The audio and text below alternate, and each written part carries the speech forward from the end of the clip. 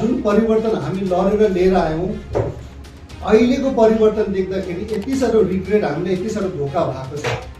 र एसकेएम सरकार भोलिको दिनमा हामीले 24 मा पनि हामीले गल्ती गर्यो भने चाहिँ हामी सिक्किमेको लागि र सिक्किमे भविष्यको लागि, हाम्रो आउने भविष्यको लागि चाहिँ ठुलो प्रकारले ड्यामेज गरिन्छ। When jokers are in charge of your state becomes a circus. यसमा जुन गल्ती हामीले गर्यो एसकेएम सरकारले गर्नु, त्यो सेम गल्ती हामीले 24 मा नगर्नु। र यो परिवर्तन चाहिँ सिक्किम बर्बाद गर्ने परिवर्तन लिएर आयो हामीले। त्यसमा डेफिनेटली एउटा त हाम्रो सिक्किम र मेरो पनि हात छ, कारण हामीले नै जनतालाई इन्फ्लुएन्स गरेर परिवर्तन ल्याउनु लागि। त्यसको लागि म र हाम्रो सिक्किम पार्टीको तर्फदेखि सिक्किमे जनतालाई माफी पनि माग्न चाहन्छौँ, कारण हामीले र लास्ट 4 इयर्समा जुन परिवर्तनको सरकार देखेका छौँ, सिक्किमलाई कम्प्लिटली डुबाउने, बेच्ने मात्रै कामहरू गरिरहेको छ। एसकेएम सरकारको मन्त्रीहरू कुनै खालि नाचगानको माथि नै भुलिरहेको छ। विचार जुन प्रकारको एसकेएमको गति नीतिहरू हामीले देखेका छौँ, यो प्रकारले जुन प्रकारले मिस्टर बोलले खालि सेन्टरको मात्रै यस म्यान रिमोट कन्ट्रोल भएकोले गर्दा 24 मा यदि एसकेएमको सरकार आयो भने चाहिँ हामी सिक्किम बर्बाद जुन प्रकारले भएको छ, झन् ठुलो बर्बादमा जान सक्छ। क्लियरली हामीले देख्न सक्छ कि 4 इयर्समा एसकेएमको सरकारको गभर्नेन्स र एडमिनिस्ट्रेटिभमा कम्प्लिटली जिरो छ। जुन न्युज आउट भयो 19 तारिक भाइचुङबोटे एसडिएफमा जोइन गर्ने, इनफ्याक्ट त्यो न्युज आउट भएर धेरै हाम्रो सिक्किम पार्टीको फाउन्डर्सहरूदेखि लिएर र मेम्बर्सहरूले पनि धेरै फोन गर्यो र फोनको माध्यममा उहाँहरूको पनि सल्लाह थियो कि तपाईँ एक्लै किन जोइन गर्ने, हामी सबै एउटा सल्लाह गरेर चाहिँ मिटिङमा एक दुई खेप बसेर भोलिको दिनमा हामीले इनफ्याक्ट हाम्रो सिक्किम पार्टीलाई नै कम्प्लिटली मर्ज गरेर एसडिएफमा जाने, त्यो हामी सल्लाहमा लागिरहेको छौँ। र एक दुई दिनमा हामी अझै फेरि हाम्रो सिक्किमको एक दुईजना होइन, हाम्रो मेम्बर्सहरूसँग हामी बसेर पार्टीलाई कसरी कम्प्लिटली हामी मर्ज गरेर एसडिएफमा जाने, यो हामी सल्लाहमा बस्दैछौँ। र आउने दिनमा हामी जब यो कम्प्लिटली मर्ज हुन्छ, त्यो हामी तपाईँहरूलाई एउटा डेट हामी दिनेवाला छौँ। र 19 तारिक जुन चाहिँ अहिले निकै र्युमर भएको छ, 19 तारिक जोइन गर्ने चाहिँ, त्यो चाहिँ आई थिङ्क र्युमर कहाँदेखि निक्ल्यो, तर यस हामी मर्ज गरेर नै जान्दैछौँ। सायद 19 तारिकमा हुँदैन होला, 19 तारिकको बादमा कुनै दिन हामी निकालेर चाहिँ एउटा मर्जकै पार्टीलाई कम्प्लिटली, हाम्रो सिक्किम पार्टीलाई कम्प्लिटली मर्ज गरेर एसडिएफमा मर्ज गर्ने हामी एक दुई दिन 19 तारिकको बादमा हामी कुनै डेट आएपछि तपाईँहरूलाई जानकारी दिनेवाला छौँ। र सेकेन्ड कुरा छ, अब हामीले यो पार्टी किन मर्ज र एसडिएफमा हामी किन जानु। 2019 को इलेक्सनमा सबैलाई थाहै छ, हाम्रो सिक्किम पार्टी र मैले नै र हामी कतिजना पार्टीको लिडर्सहरूले एउटा नयाँ परिवर्तनको लागि हामी सबैले लडे नै हो। कतिजना जनताकोमा गयो, हामी आफ्नै पार्टीले, हाम्रो सिक्किमले सायद सिट जितेन होला, सरकार बनेन होला, तर हामीले धेरै इन्फ्लुएन्स गर्यो सिक्किमे जनतालाई कि एउटा राम्रो परिवर्तन एकपल्टको लागि हामीले ल्याउँ। र धेरैजना व्यक्तिहरू, म आजको दिनमा म जस्तो धेरै हजार व्यक्तिहरू जुन परिवर्तन हामी लडेर लिएर आयौँ, अहिलेको परिवर्तन देख्दाखेरि यति साह्रो रिग्रेट, हामीलाई यति साह्रो धोका भएको छ। र यो परिवर्तन चाहिँ सिक्किम बर्बाद गर्ने परिवर्तन लिएर आयो हामीले। र त्यसमा डेफिनेटली एउटा त हाम्रो सिक्किम र मेरो पनि हात छ, कारण हामीले नै जनतालाई इन्फ्लुएन्स गरेर परिवर्तन ल्याउनु लागि।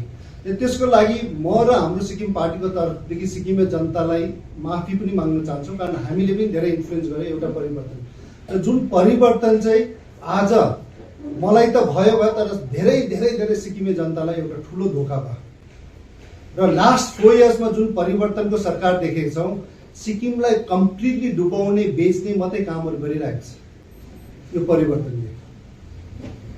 र त्यसमा अझै पनि हामीले एसकेएम सरकारको लास्ट 4 इयर्समा यो कुट्ने राजनीति, लुट्ने राजनीति, चोर्ने, कुट्ने, ढुङ्गा फ्याँक्ने, त्यो राजनीति त अलग्गै हामी कुरा पनि नगर्नु, सब जनताले देखिरहेको छ। र जनता, सिक्किमे जनताले खण्डन पनि गरेको छ, र त्यो हेरेर भोट पनि उहाँले पाउँदैन।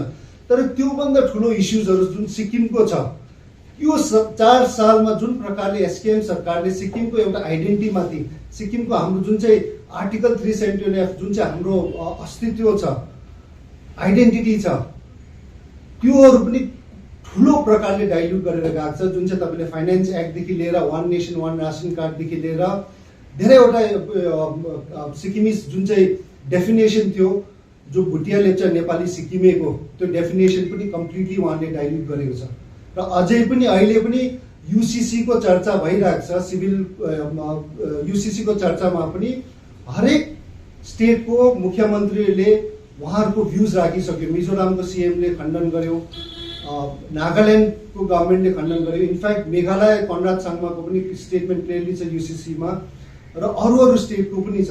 तर अझैसम्म पनि हाम्रो सीएम पीएस गोले साहबले युसीसी को लिएर एउटा शब्द बोलेको छैन। कारण उहाँलाई भोलिको दिनमा जे हाल्दियो एक्सेप्ट गर्ने हो, हालेन भने त्यो पनि एक्सेप्ट गर्ने, एउटा शब्द बोलेको छैन। उहाँको स्ट्यान्ड के छ यसले बुझिन्छ कि उहाँले सिक्किमको लागि जुन प्रकारले अझैसम्म गरिरहेको छ, सिक्किमको लागि उहाँको पनि अब एउटा कमी नै छ। बिकज हामी सबैलाई थाहै छ कुन प्रकारले उहाँले ब्याकडोर एन्ट्री भएर सीएम भयो र उहाँले यो सीएम हुनु नै जुन प्रकारले 2टा बीएल सीट बेचेर उहाँले सीएम गर्यो, त्यो दिनदेखि नै उहाँको एउटा कमी र एउटा कमजोर सेन्ट्रलले चाल पाइसक्यो।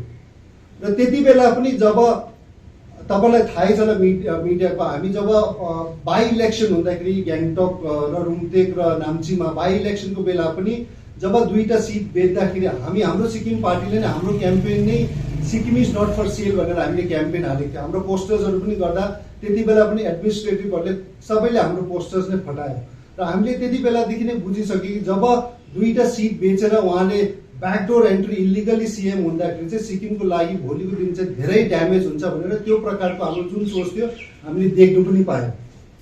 र सबैभन्दा ठुलो सिक्किममा अहिले जुन चाहिँ हाम्रो आइडेन्टिटी छ सिक्किमिजको, जुन चाहिँ हाम्रो अहिले राइट अधिकारहरू छ, त्यो यति साह्रो डाइल्युट गर्यो 4 सालमा र यत्रो ठुलो दैलो खोलिदिएको छ एसकेएम सरकारले, अहिलेको सरकारले, कि भोलिको दिनमा डाइरेक्टली अहिले नहुला, 1 सालमा 2 सालमा नहुला, तर यत्रो ठुलो दैलो खोलिदिएको छ कि जुन चाहिँ फाइनेन्स एक्टको क्लज 4 र 5 मै तपाईँले देख्न सकिन्छ कि जतिजना व्यक्तिहरू 75 देखि अगाडि सिक्किममा केही काम कसै केही थियो उहाँहरू सबै फर्केर आउनु सक्छ र इन्कम ट्याक्सको मुक्त पाउँछ भनेर त्यो एउटा ल नै, एउटा एक्ट नै पास भयो। र त्यसको मतलब नै उहाँले इन्करेज गर्दैछ कि पुरा इन्फ्लक्स बाहिरदेखि लिएर आएर इन्करेज गरेर यहाँ तपाईँहरूको इन्कम ट्याक्स बेनिफिटको बहानाले भोलिको दिन यो इन्कम ट्याक्सको बहाना जुन चाहिँ उहाँले जित्यो योदेखि सुरु भएर अरू अधिकारमा पनि जान्छ। र यसको पनि तपाईँले हामीले अलिकति ब्याकग्राउन्ड हेर्दाखेरि यहाँ कहाँदेखि सुरु भयो। मिस्टर गोले जो हुनुहुन्छ उहाँलाई पनि अहिले कसले कन्ट्रोल गर्दैछ? 1-2 जना व्यापारीले कन्ट्रोल गर्दैछ, बिजनेसम्यानहरूले। 1-2 जना यहाँ सिक्किमको पनि छ, 1-2 जना सिलगढीको पनि छ। त्यही बिजनेस मान्छेहरूले कम्प्लिटली मिस्टर गोलेलाई कन्ट्रोल गर्दैछ। अब यो जुन चाहिँ हाम्रो यो फाइनेन्स एक्ट भयो, जुन चाहिँ सुप्रिम कोर्टको भर्डिक्ट भयो, हाम्रो सिक्किमिज नेप्लिसलाई एउटा विदेशी बनायो, त्यसको साथसाथ सिक्किमिजको आइडेन्टिटी डाइल्युट गर्यो। यो केस पनि अन्डर एसकेएम सरकार, एसकेएम गभर्मेन्टलाई जब थाहै छ कि त्यसमा जो लयर, 1 जना लयर थियो, उहाँले नै त्यो लयर अपोजिसन 7-8 जना लयरमा उहाँ पनि 1 जना हुनुहुन्थ्यो, त्यति बेला त्यो केस गर्नुमा उहाँ पनि थियो। र त्यसमा क्लियर कट नै धेरैवटा लेखेको छ सिक्किमिज आइडेन्टिटी लिएर, सिक्किम स्पेसली नेप्लिस कमिटी, हाम्रो सिक्किमिज नेप्लिसलाई पनि उहाँहरूलाई पनि विदेशी ट्याग, त्यही लयरलाई फेरि उहाँहरूले उहाँको सरकार आएपछि गभर्मेन्टको लयर बनाएर जब देखेर त्यो एप्लिकेसनमा भर्डिक्टमा देख्दै पनि गोले साहब र ल मिनिस्टर कुङ्गा निमा साहब र 1-2 जना व्यापारी मिलेर त्यसलाई एनओसी दिएर त्यो एउटा एक्ट बनायो। र यो जुन चाहिँ फाइनेन्स एक्टले अघि भनेको जस्तो ठुलो एउटा दैलो चाहिँ खोलेको छ, इमिडिएटली इफेक्ट नहुला, तर आउने दिनमा चाहिँ 5-10 सालको बादमा यो ठुलो धोका, ठुलो हाम्रो सिक्किमलाई चाहिँ ड्यामेज गर्नेवाला छ। र साथसाथै गभर्मेन्टको त यति पनि छ कि जब फाइनेन्स एक्ट पास हुँदाखेरि हामी कतिजना पोलिटिकल पार्टिजहरूले करायो र सिक्किमे जनताले जब रियलाइज भयो कि हाम्रो विरोधी ठुलो एउटा जजमेन्ट एगेन्स्टमा गयो, हामीलाई पुरा आइडेन्टिटी लिएर नै हाम्रो बर्बाद हुँदाखेरि जब जनता बाटोमा निक्ल्यो मात्रै एसकेएमको सरकार त्यति बेला मात्रै रियाक्ट गर्यो।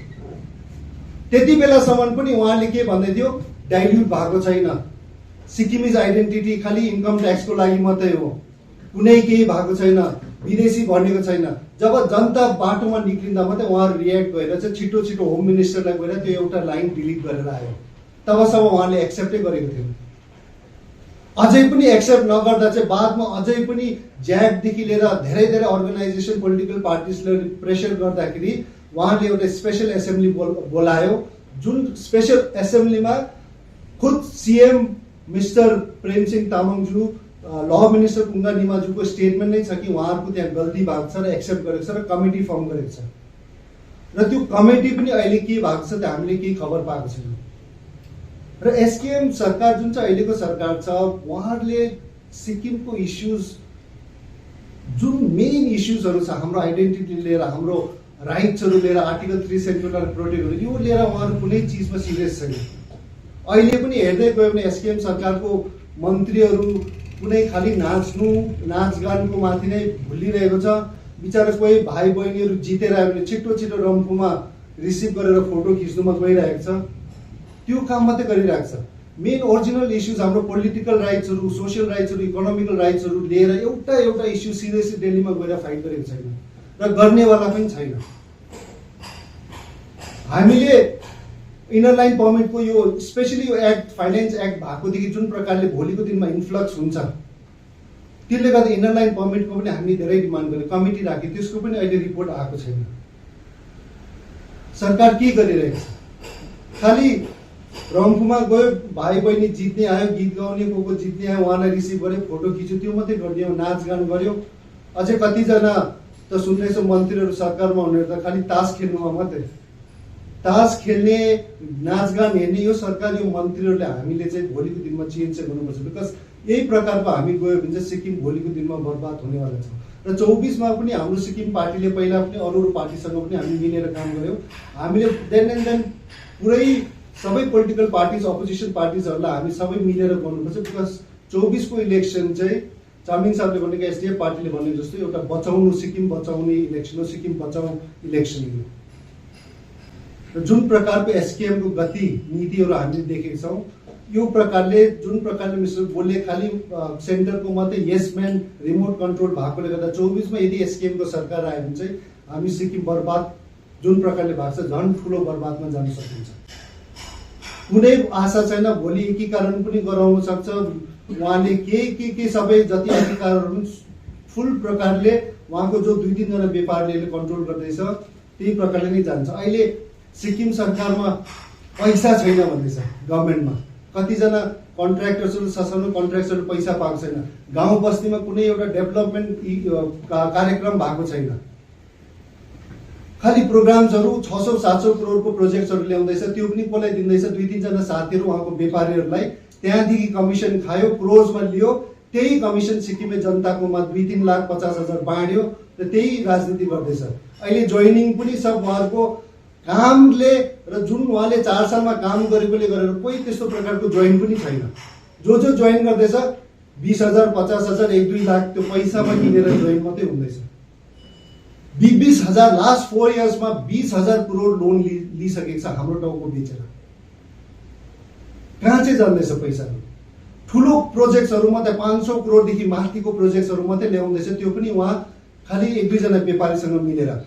कुनै गाउँमा नयाँ बाटो, 2-3 किलोमिटरको बाटो या कुनै स्किम्सहरू कुनै गाउँमा पैसा अहिले दिनु सकेको छैन। कुनै सेक्टरमा, चाहे हेल्थ होस्, टुरिज्म होस्, चाहे स्पोर्ट्सको कुनै सेक्टरमा पनि अर्गनाइज पाराले गरेको छैन। डिसअर्गनाइज पाराले अहिले उहाँले देखाउँदैछ युवाहरूको लागि हामी पुरा गर्दैछ, यो गर्दैछ, कारण अर्गनाइज प्रकारले गरेकै छैन कुनै काम। क्लियरली हामीले देख्न सक्छ कि 4 इयर्समा एसकेएमको सरकारको गभर्नेन्स र एडमिनिस्ट्रेटिभमा कम्प्लिटली जिरो छ।